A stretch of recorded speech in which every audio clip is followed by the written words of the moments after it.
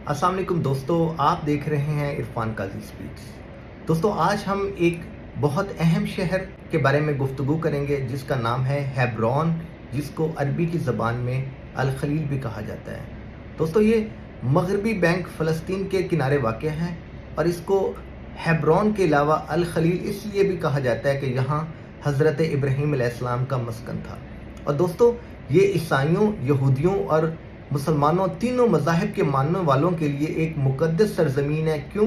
क्योंकि यहाँ हज़रत इब्राहीम, हज़रत इसहाक़ और हज़रत याकूब अलैहिस्सलाम के मिज़ारात और दीगर अंबिया कराम के मिज़ारात शामिल हैं। और यहाँ मस्जिद इब्राहीमी भी मौजूद है, जिनको हज़रत इब्राहीम के नाम के मुनासबत से याद किया जाता है। हाल ही में हेब्रोन के चीफ ने ऐलान कर दिया कि हम इसराइल के तसल्लुत से आज़ादी का ऐलान करते हैं, क्योंकि दोस्तों ऑलरेडी इस फ़लस्तीनी शहर में आबादी फ़लस्तीनियों की है, लेकिन कंट्रोल इसराइल का है।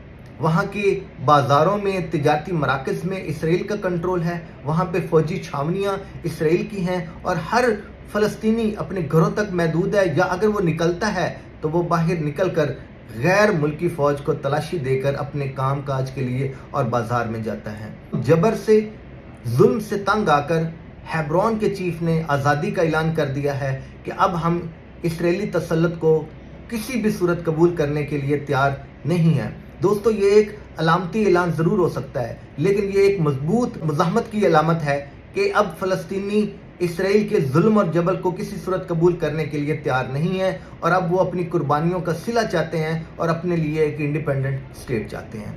दोस्तों, आप अपनी कीमती राय से आगाह कीजिएगा, आप इस वीडियो के बारे में क्या कहते हैं, और आपने क्या हेब्रोन और उसकी तारीख के बारे में कुछ पढ़ा है, और आप इस बारे में अपनी कीमती राय से हमें आगाह करें। हम आपके कमेंट्स का जवाब ज़रूर देंगे।